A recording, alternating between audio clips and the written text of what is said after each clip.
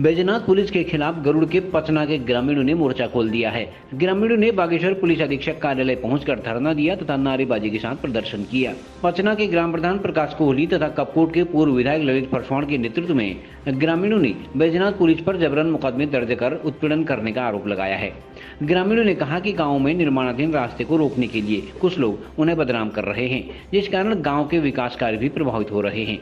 ग्राम प्रधान प्रकाश कोहली ने आरोप लगाया कि बैजनाथ पुलिस पहले से ही उन्हें फंसाने का षड्यंत्र रच रही है, जिस कारण उन्हें खतरा बना हुआ है। कपकोट के पूर्व विधायक सहित अन्य ने भी बैजनाथ पुलिस की कार्यप्रणाली पर सवाल उठाते हुए पुलिस अधीक्षक को ज्ञापन सौंपा है। इधर पुलिस अधीक्षक अक्षय कोंडे ने ग्रामीणों को कार्रवाई का भरोसा दिलाया है। नहीं, वो बिल्कुल टूटा नहीं है, टूटे हैं हम लोगों के खेत और उसका वो अभी खरीदा हुआ खेत है, वो टूटा ही नहीं है। हमारे प्रधान जी आए, हमने घबराहट जैसा हो गया, पीछे से हम भी आ गए। तो प्रधान जी गलत है आपके? सही है हमारे प्रधान जी। आप 20 साल हो गए और हमारे बच्चे समान है, उन्होंने कभी कहीं गलत दिया। हमने कितनी बार उनको क्या दिया कहते थे और हट जाते थे, किनारा लग जाते। ऐसा करते हैं, ऐसा करते हैं, कभी उन्होंने जबान नहीं लौटाई। ऐसा है सर, देखिए प्रधान ने रोड बना के हमारे लिए गांव का विकास हो रहा है, हर गांव में रोड चाहिए। अब उसका खेत कटाई नहीं है, खेतों लोगों के बहुत सारे कटे हैं। अगर किसी को सच्चाई मालूम नहीं है तो वहाँ निरीक्षण कीजिए, और वो गलत भी नहीं तो उसने इसमें इंजाम लगा रखा है। ये बात को हुई नहीं है, जो उसने लगा रखा है ये आरोप झूठा है। वो तो हर बच्चे के साथ लड़ाई होती, पुलिस बुलाती है, तो पुलिस की इज्जत नहीं है या उसकी इज्जत नहीं है। मैं इतना ही कहना चाहती बस। मैं भी ग्राम पंचायत पचना का ही निवासी हूँ। हमारी पैतृक संपत्ति है, पैतृक ज़मीन वही है, और हमारे ग्राम प्रधान को मात्र 112 में डायल करने पर जो है मुकदमा लिख दिया गया थाना बैजनाथ एसओ द्वारा, जो बहुत उसी संबंध में पूरी गांव की महिलाएं यहाँ पर पहुंची थी। और जो रास्ता ग्राम प्रधान के द्वारा वहाँ पर बनाया गया, उसको जिस महिला ने 112 में डायल करा, उसने उस रास्ते को भी तोड़ दिया गया।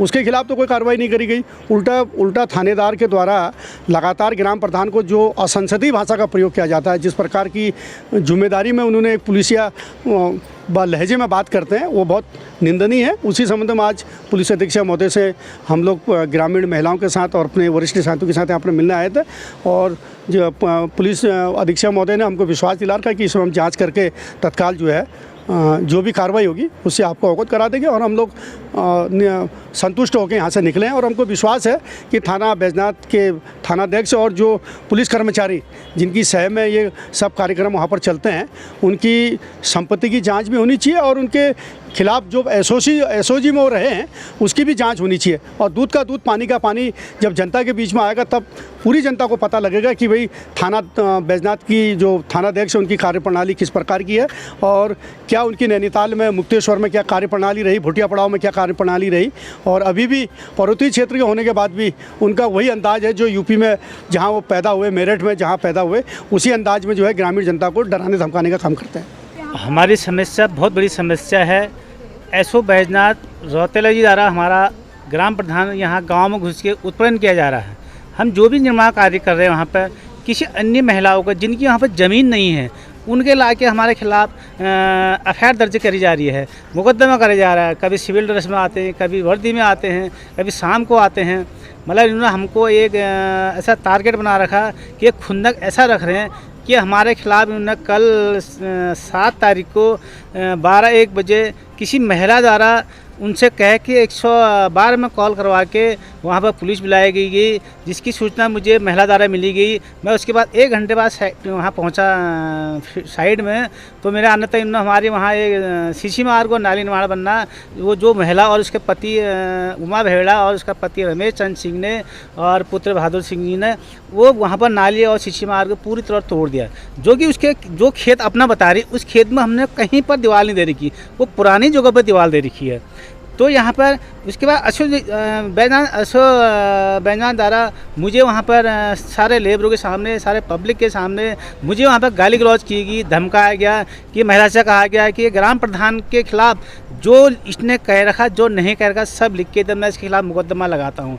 जो कि मैंने वहाँ पर उससे कोई बात नहीं करी, मैं सिर्फ इतने कहते हैं, दीवार अगर तोड़ के आपने इसमें पटवारी बुलाऊंगा, पटवारी से जांच करवाएंगे खेत किसका नाम पे क्या है करके, असली स्थिति क्या है करके, लेकिन वो बिल्कुल नहीं माने। उन्हें जहाँ पर नहर तोड़ की वहाँ पर उन्हें देखा तक नहीं, गए तक नहीं, वो वहाँ से आने में सीधे मेरे ऊपर अटैक करने लग गई। हमारे कई गाँव वालों से भी कहने लगी मैं सबको देख लूँगा यहाँ पर। उन्होंने बोला कि नहीं साहब प्रधान जी चाहिए, काम गलत नहीं करेगा, सही करेगा, आप भी निकलो यहाँ से, तुम्हें नहीं पूछ रहा हूँ मैं करके उनको वहाँ से भगा दिया गया है। इससे पहले भी एक वहाँ पे गांव में एक व्यक्ति द्वारा, जो हमारा बड़ेत में है गोविंद नाम द्वारा, उसने मेरे को शाम को घात लगा के धारदार हथियार से मेरे सर में मारी।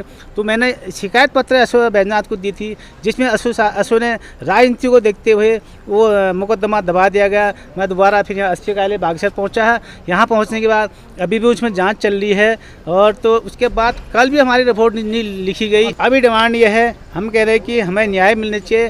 बैजनाथ से रौतेला जी द्वारा वहाँ पे राजेश भट्ट, इन दोनों को वहाँ से हटा दिया जाए, और हमारी जो जांच चला रही है ना एफआईआर की, वो किसी अन्य जिले स्तरीय अधिकारी से किया जाए, ना कि वो बैजनाथ क्षेत्र गौड़ क्षेत्र में किसी से ना करी जाए।